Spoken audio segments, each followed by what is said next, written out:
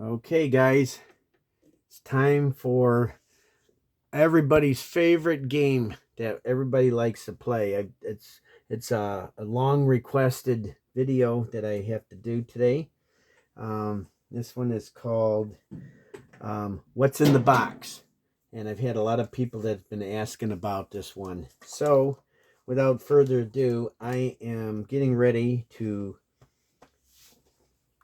here to do this game, and our sponsor today is Kayak Wintergreen Fine Cut Chewing Tobacco. And we're gonna get into some of this too. So let's get into it. Okay, so for those of you that haven't seen the show, I do a little game called What's in the Box.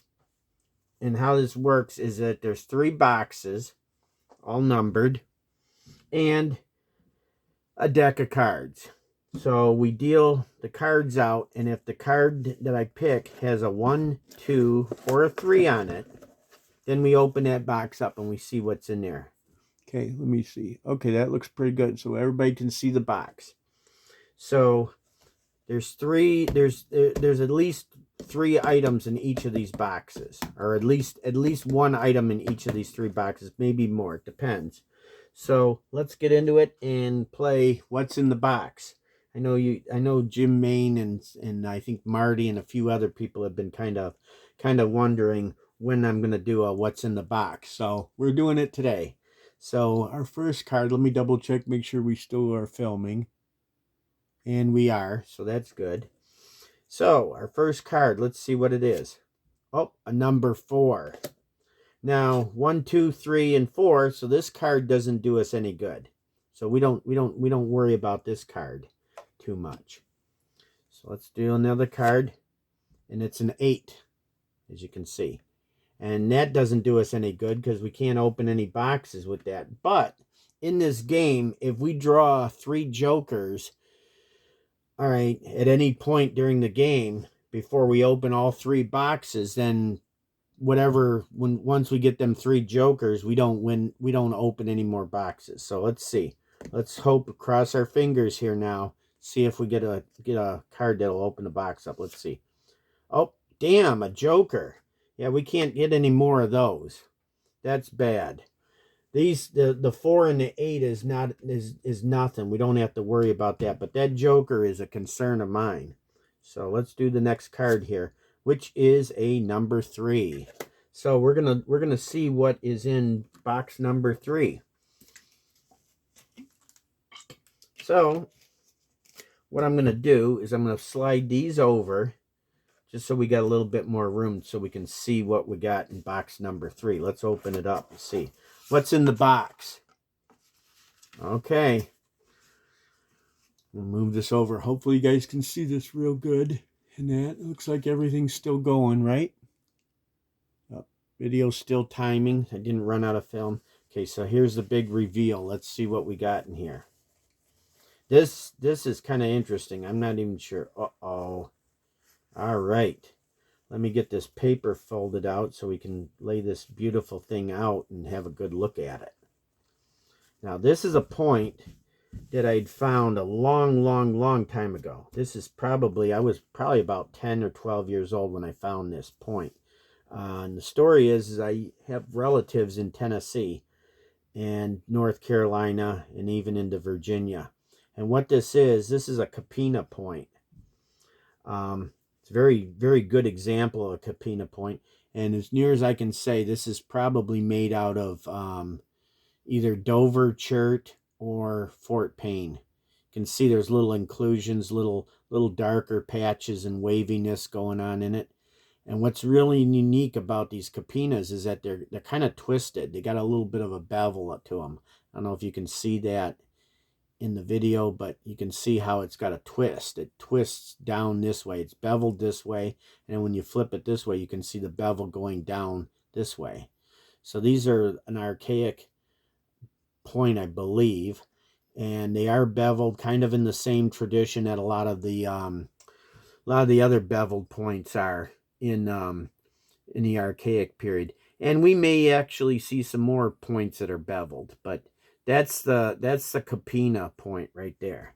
So we're going to put that off to the side. We're going to put that right on top of that joker, just so we can laugh at it there. Okay. So now that's box number 3 has been opened. So that's out of the game right now. So we still got box 3 or box 2 and box 1. Okay, I'm going to put that Capina point right there. And this 3 I'm going to put over there. So now we got to draw another card. See what else we can open up. And it's a 7. 7's no good for us. It doesn't hurt us, but it's no good. So we'll go to the next card. And that is another stinking joker. Damn it.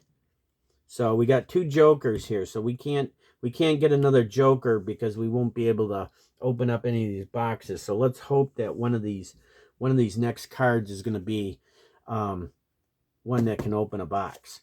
Uh-oh, we got an ace. Okay, so that's a good one. We can use that.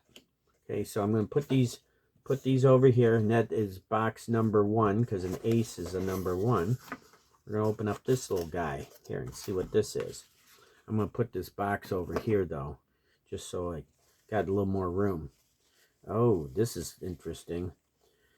So what we got here looks like it's 2 points in here. So we're going to pull these out. And it's kind of following along with that Capina that was beveled. That beveled Capina. So now we're doing this one. So what we have here, these are dovetails, actually. These are a couple of dovetails that I found. They're the only dovetails I believe that I've actually found. I don't have very many dovetails in my collection, but these are kind of special to me. This particular one is one I found, and I was talking to Jim about this. I had hunted the Hardin Village site, which is in Kentucky. You got to sneak into it anymore, but back when I hunted in there, you had to still sneak in there, but you got to be a lot more stealthy now. But in the Hardin Village site, it was a humongous Fort Ancient site, closer to the river. But when you got further away from the river, there was another secondary site out there that was an archaic site, and that's where this little dovetail came from. And as near as I can tell by the material, the orange and the glossiness of it, the oranges in it and all that, it might even be translucent. Let's take a look. But I believe this is a piece of, oh yeah, it's got some translucency to it, folks. See that? If it was a little bit thinner, you'd really see it. But this is a piece of Carter Cave material. And we were in Kentucky because the Hardin Village site is in Kentucky, right across the river from, I think it's Portsmouth, Ohio. And this was on that higher ridge that was further away from the river. So it's proof that multiple sites can be in the same field. And this is an example. This is an archaic piece that was found on a field that was predominantly a Fort Ancient site.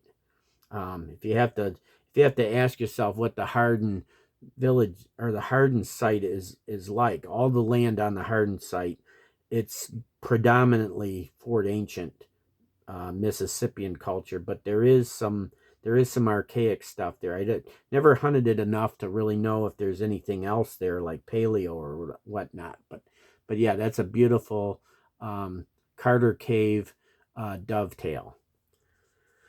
This other dovetail, I believe, is from either Indiana or Ohio, and it was found, actually, now that I think about it, this was found over between Okeana and into Indiana, so this could be an Indiana point.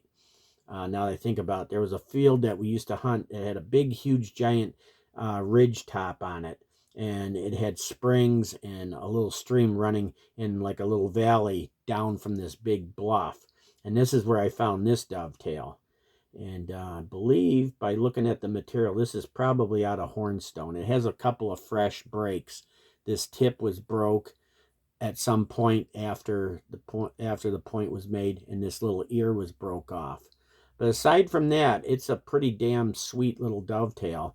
And it's beveled also, just like this one. These both of these have beveled sharpening. This one it was beveled this way, and then they flipped it over and beveled it this way. This one, if you look at it, they beveled it. The flakes are taken off this way on the bevel, and then they flipped it over and beveled it this way. But yeah, two really, really decent dovetails. I mean, they do make much bigger and better quality dovetails and that, but those are getting much harder to find anymore. Usually when you do find dovetails anymore, they tend to be on the smaller side, and they're kind of beaten up a little bit and, exhausted. But so there's some dovetails. And we'll put them over here, because at the end we're going to do the end, if we do get a chance to open up this third box, it's going to be we'll have like a little reveal of everything. So let's get number 2 out, and I hope I'm still in frame. Okay, it looks like everybody's in frame, and let's draw another card and see what we got. And we got a 6. Doesn't help us with opening a box up, but it will it doesn't take away from it. It's not a third joker. So we only got 3 cards, so it's very likely we might get that third joker. I'm hoping we don't, but oh, look at that. Number 2. So we get to open this box. And what we would have drawn next would have been a 5, and the last one would have been a joker, which would have been bad. So we did pretty good on that one. We got to open all 3 boxes this time. So let's open this one up and see what actually we got in this box. I had to cross this out because Patrick used to send these little boxes and he put them inside an envelope and they have the address on there. But this box, I had to block out the address. That's why it's a little different box. Okay, so what we got in here, we'll see. There's something else in here, but I'm going to show that off in a minute here. Oh, look at that.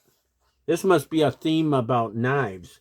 This episode of What's in the Box, because that's a knife, and this is another knife. So let me get this out so we can do the reveal on it and show these off. And so these are knives. These are knives that I found here in Michigan. And oh, by the way, I didn't forget to show you. I'm wearing a Hawaiian shirt, so aloha to all you out there. It's a little inside joke. You'll probably know what it's about, but yeah, I'm wearing a Hawaiian shirt. So aloha to everybody out there. So let me double check, make sure we're still recording, and we are. It's a goofy camera angle, so it's hard. This is a new angle that I'm trying. And so it's a little hard because I can't see if I'm actually recording or not. Okay, so this point here, or this blade, this is a little knife blade. And I found this probably back in the early 2000s maybe. And it's made out of, you can see it's kind of a purplish color. And it's got these little bird's eye markings and a little bit of banding in it. You can see there's some more of those bird's eye patterns kind of intermixed in there, and there's a little banding. I know what this material is. I've actually been over there to see it, and I found some of this material. It normally is more of a gray, just a slate, light to medium gray color, but when it's heat treated, it turns this purplish mauve color. And it's pretty much everything of this material. When it's heat treated, it always turns that way. And what this is Kettle Point shirt. Comes from on the other side of Lake Huron from us in Canada. So this is a Canadian shirt. And it was very widely used in our area. Like I said, most of the arrowheads and artifacts I find in my area, Southeast Michigan, comes from 3 different types of material, with a mixture of other stuff in there too. But the 3 main materials is Bayport shirt. That comes from the Thumb area, Michigan, right up here. Comes from this area and out in the Charity Islands in Saginaw Bay of Lake Huron. So that's one of the main ones. The second main material that a lot of points and stuff that I find is made out of this Kettle Point shirt. So about a third of the points I find are made of this stuff. Now this you would kind of think it could very well be Bayport shirt, this knife. This knife's kind of neat. It's got a flat spot on it, so it must have been held like this and used for cutting this way or cutting this way, or even maybe cutting with the back end. But it's actually purposely got a spot missing on it, and it's got that weird shape to it. Almost looks like it could be something like a corner tang knife. But it's in Michigan, and I don't think they have corner tang knives in Michigan. But when I'm looking at this material, I started thinking about it, and I thought maybe it's Bayport shirt, but it's not, because it's got these dark splotches in there, okay? Similar to the Kettle Point material that has splotches in it, but this is more gray. If this gets heat treated, it darkens up to a darker gray. But what this is this is Onondaga shirt, surprisingly as it is. And it's got a lighter color to it because this had a lot of limestone in it, I'm thinking. Because the darker and higher quality Onondaga shirt is usually got less limestone intermixed in with it. And that's what this example here is. This is a little small corner notched atlatl dart point. And it's got some field damage on it, but you can see it's a darker color, and when you look at it, it's got those same dark splotches in it. And I think the reason the Kettle Point and the Onondaga have similar markings like that, those splotches, those darker spots in it, is because they basically all come from the same outcrop. It's called the Niagara Escarpment. So some material might have a little bit different colors and banding in it, like the Kettle Point, and some of it looks like this, which is the Onondaga shirt. So, and if you look at pieces of fresh Onondaga, I don't have an example I can get out right away, but Bushy, Frodo Joe sent me some Esopus shirt, and he sent me some couple pieces of Onondaga. And if you look at the Onondaga when it's freshly napped, it's more of a gray color, more of a light color gray, and it has these little darker inclusions in there. So anyways, let's set these all out so we can see the whole reveal from what's in the box. So we got the Fort Payne Dover shirt Capina from Tennessee, and then we got these points, these dovetails, one from Kentucky, the Carter Cave one, and then one from damn near Indiana or Ohio. It's right on the border there. It's over in near Okeana, Ohio. So those are the total number of contents in the game What's in the Box. And so we did pretty good this time. We didn't get our 3 jokers, which would have made us out of the game. But anyways, like, share, subscribe, comment, and we'll see you on the next one. All right. Later.